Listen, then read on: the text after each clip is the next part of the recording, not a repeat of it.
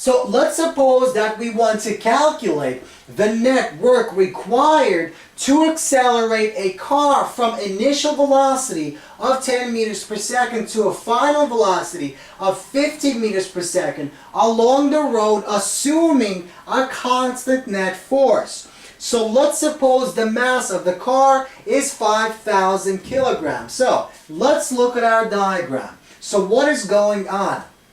So initially our car has a velocity of v0 of 10 meters per second.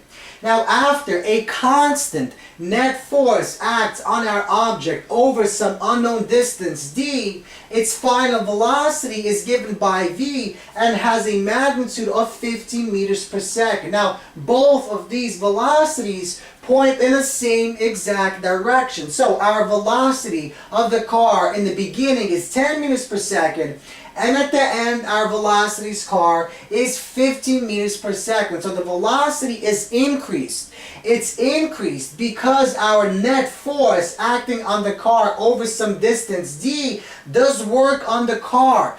In other words, it increases its energy, it increases its kinetic energy, and we want to determine what this increase in energy of the car is. So let's begin by recalling our formula for net work. So net work on an object is equal to the change in our kinetic energy. So the net work on a moving object is equal to the change in kinetic energy. So we can rewrite that by stating the following.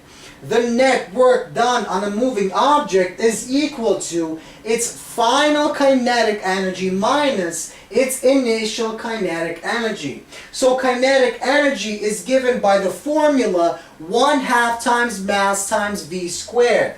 So we replace this value with 1/2 mass times its final velocity v squared minus 1/2 times mass times initial velocity v0 squared. So now we plug in our values. So our 1/2 is 0.5, the mass is 5,000 kilograms, our v final is 50 meters per second squared, and our v initial is 10 meters per second squared. So we calculate these values, we subtract them, and we find a net work of 6 million joules. So this is how much energy was transferred into the car by our net force that acted on the car over some distance d. Once again, our car traveled some displacement d, and during that displacement, a net force was acting on the car, accelerating the car with constant acceleration. And so what that basically means is that energy was transferred into the car into increasing its velocity. And so that means our object's kinetic energy was increased by this amount, by 6.0 times 10 to the 6 joules.